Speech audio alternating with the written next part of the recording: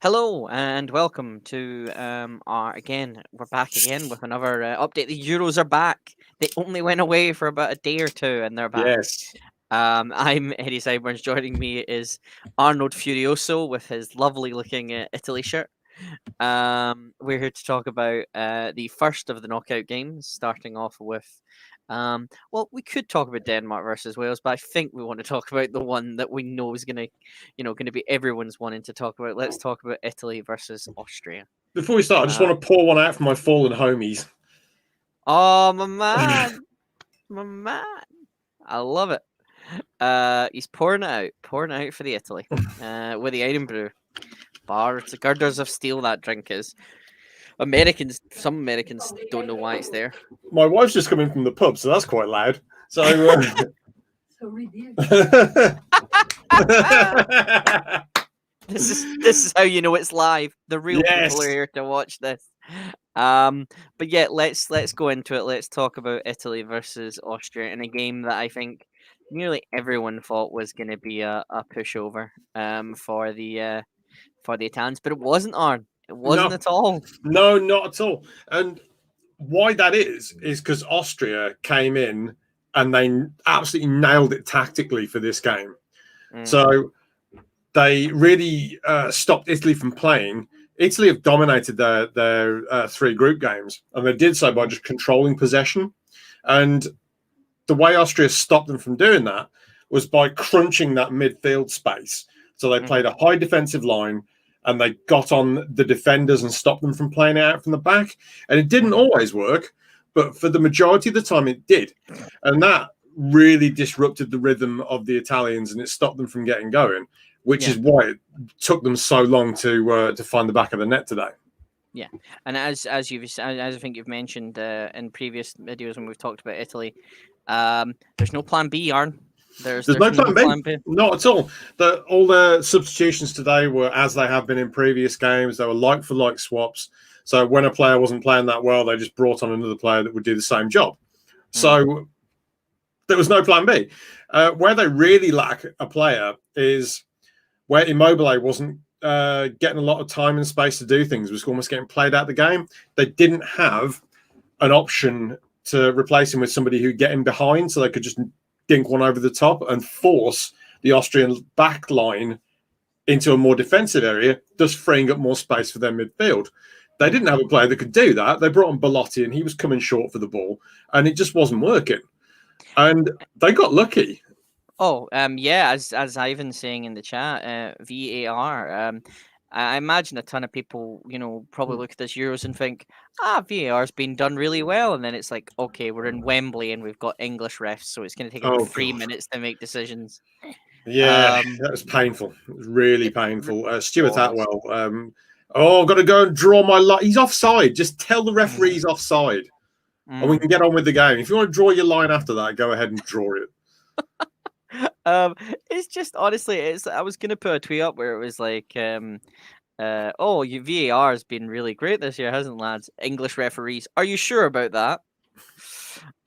Because that took forever. Arnautovic is a bad word that I can't say, but if you want to look at the tweet that I tweeted with Arn's name in it, you can figure out the real word I want to use about that man.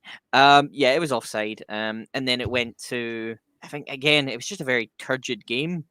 It was if Austria had let Italy play, that would have been a problem for them. They didn't do that. So that's why you ended up with a turgid game, because they condensed the space. They stopped Italy from playing all that lovely, fluid passing football that they've been doing in the group stages. So anyone else that's watching who's going to play Italy in the coming rounds, like your Portugals and your Belgiums, that was an example of how to do it.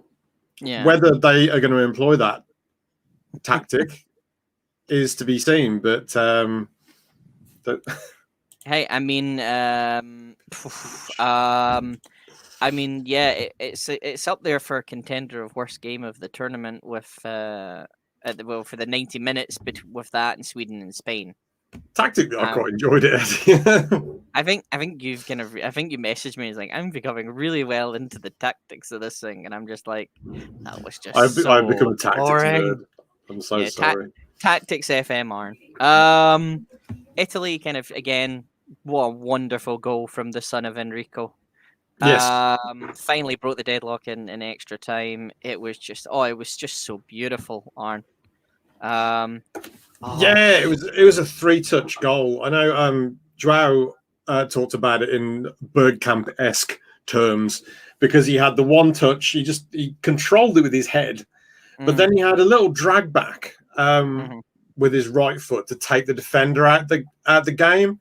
Yeah. And then the third touch on the volley. The technique and the thought process to do all that in that space of time. Oh, it was wonderful. It was a wonderful goal. If you'd come into the game, realised if you'd come into the game and watched it in the 90 minutes, it was a really good game. This is really interesting. I know Lucas says that it was one of the more better no-nos. I just thought it was drab. I mean, I say we're all allowed to have opinions, so I just thought it was drab. Hello. Ivan said, fought Verratti, Barella, and Jorginho felt a bit like a flat midfield, but maybe Italy resting basically their whole team versus Wales didn't help. That is kind of how they've been playing, though, with the midfield three. So Jorginho kind of sits back a little bit, does the dirty work, and then you've got Barella's the runner and Verratti's, or Locatelli as it was before the last game. He was the one that kind of pinged the passes around a little bit, linked everything up. They played like that. Well, they tried to, but yeah, Austria did a fantastic job defensively. I think they could have snuck through. I think Locatelli, if Locatelli, I mean, there was a bit where they looked very tired, and I think if Locatelli had been brought in a little bit earlier, you would have probably maybe seen a little bit of a difference. But yeah, that defense, Austria played really well. I mean, I think the 90 out of the Italy side in the 90 minutes, and don't you dare. I think again he's been given a second star of the match. I think. Thank you. I think second star of the match went to Spinazzola, and he definitely earned that. He was probably one of the only of the 90 minutes that I watched. Yeah, and Spinazzola was the guy who was doing the attacking that they couldn't really account for. So he was still bombing forwards. He wasn't really doing a lot of defending, and because of the way that Austria were playing, it kind of made it difficult for